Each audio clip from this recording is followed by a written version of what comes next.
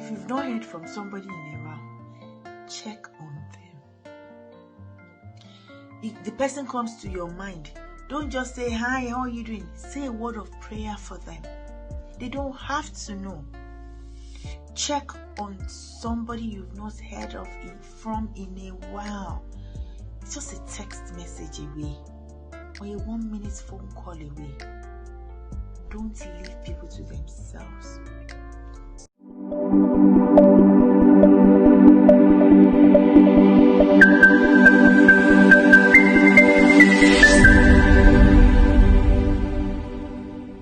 Hello, welcome back to my channel. My name is Bukola Jolugbo, fondly referred to as Kiki, and I'm the founder of Joshua's Army.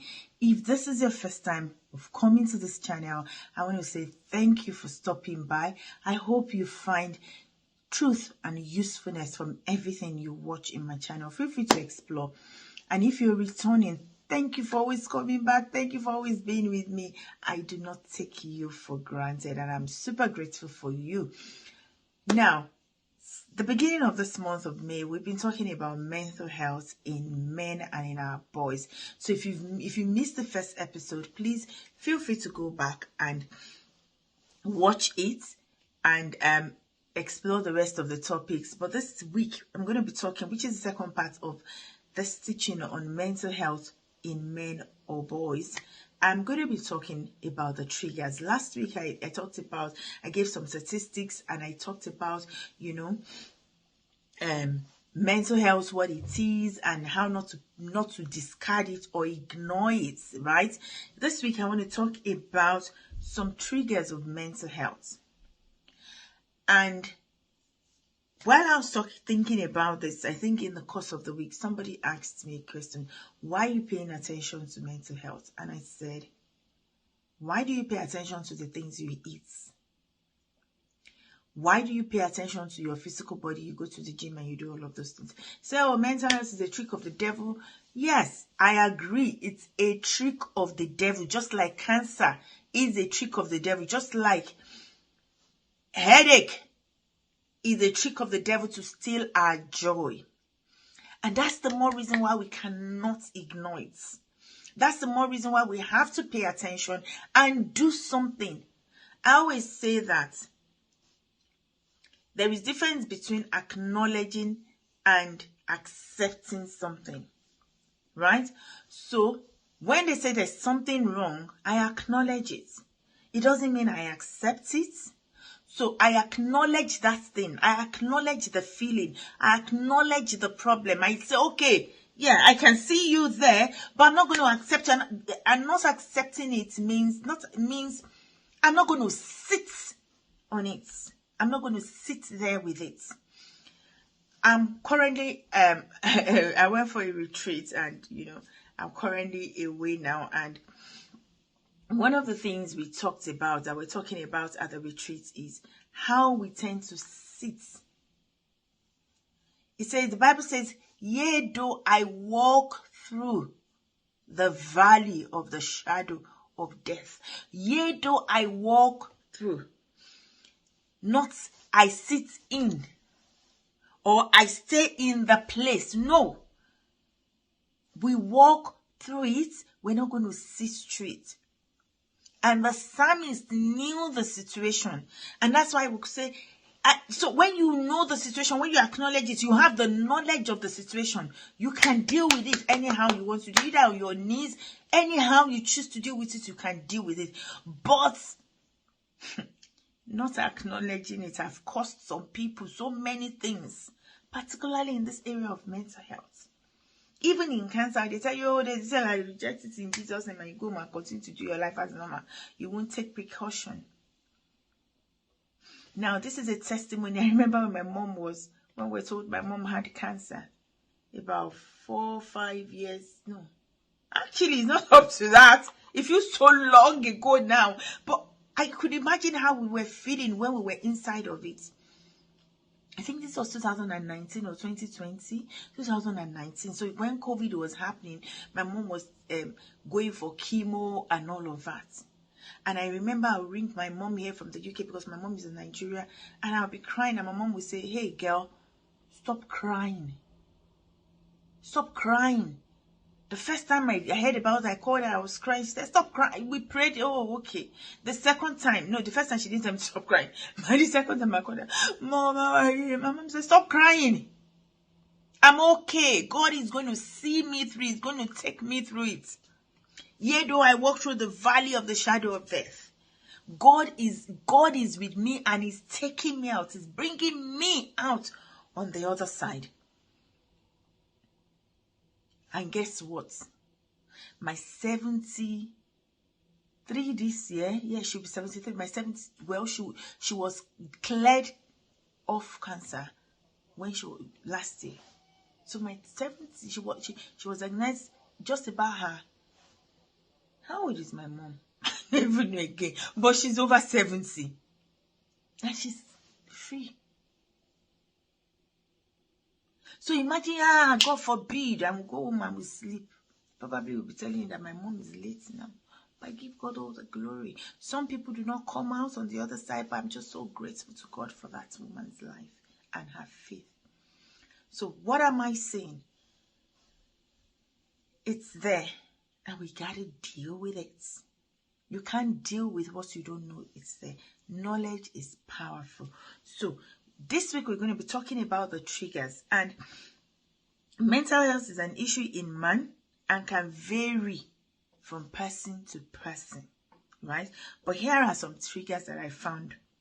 And I'm going to go through 6. 1, stress of life events, such as loss of job, financial problem, relationship difficulties, trauma. Do you know how many people lost their job during COVID? Do you know how many relationship problems were out there during COVID? How about trauma? A lot of people have not gotten over the traumatic experience of that COVID. The people who had COVID survived it. The people who were in the hospital during COVID and saw the next person to them die. The people who lost their friends and families, relatives to COVID. Accidents, divorce could be traumatic for some people. Loss of a child. I'm talking about loss of a child. I did an episode, I think a year or 2 ago, and if you can go down my channel, you would see it, where I was interviewing a younger man, about trauma. I was just interviewing men about how they go through trauma and all of that. And one of the men lost his father. I can't remember if it was the only child. Only son or the first son, but I think it was the only son, but I can't remember if it was the first child or not.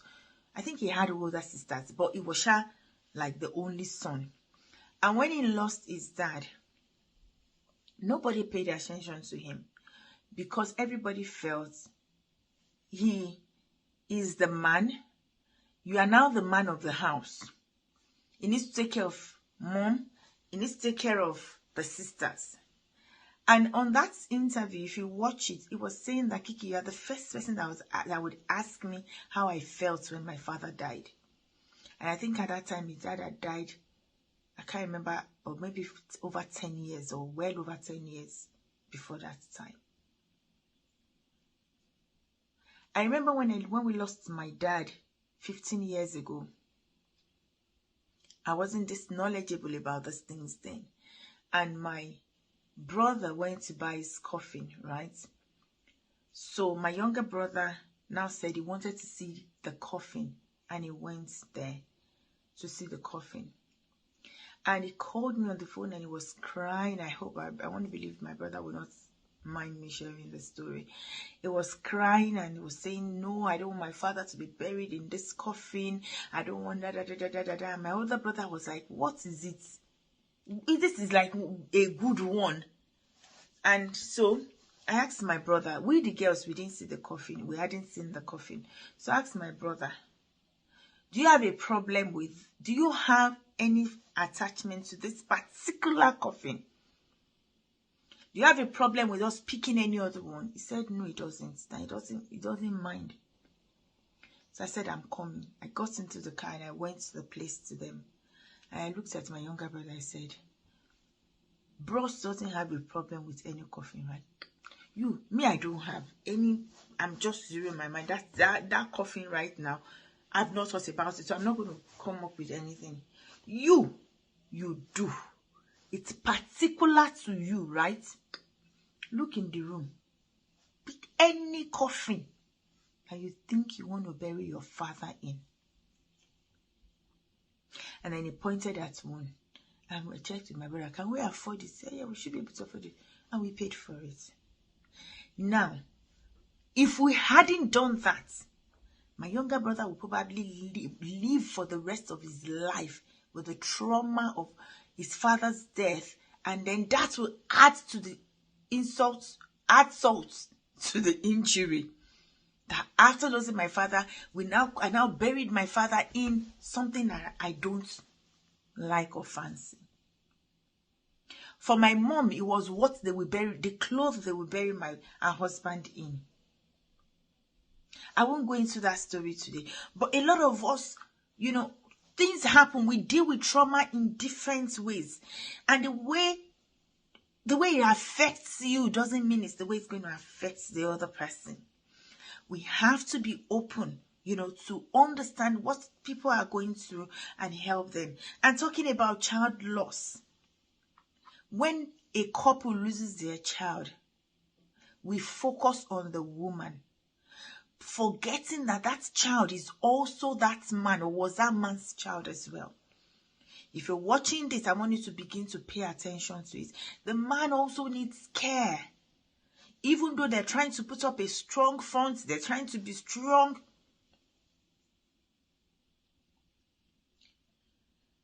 Sometimes it's even us, the women, that will now put on strength for them.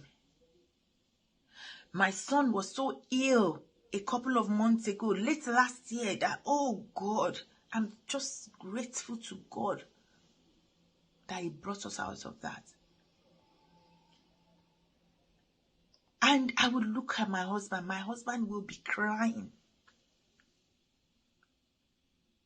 He will be crying and saying, how can I help my son?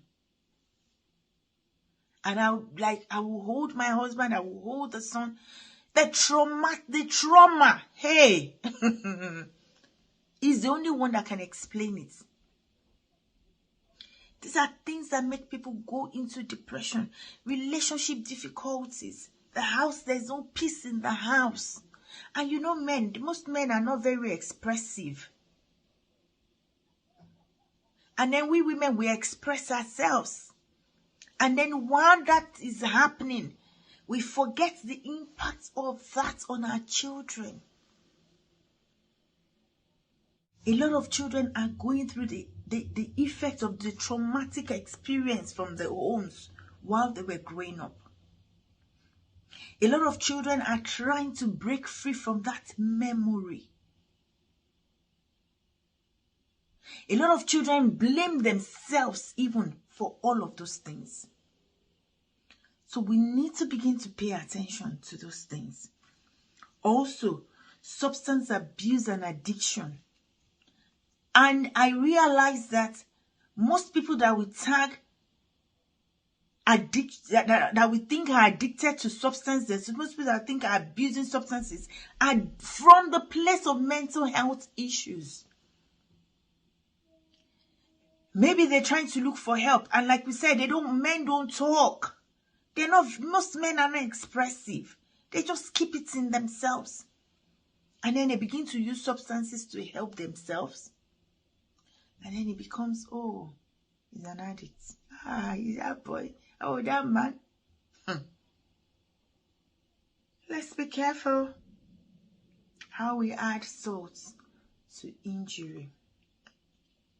Genetic and family history of mental health as well could be.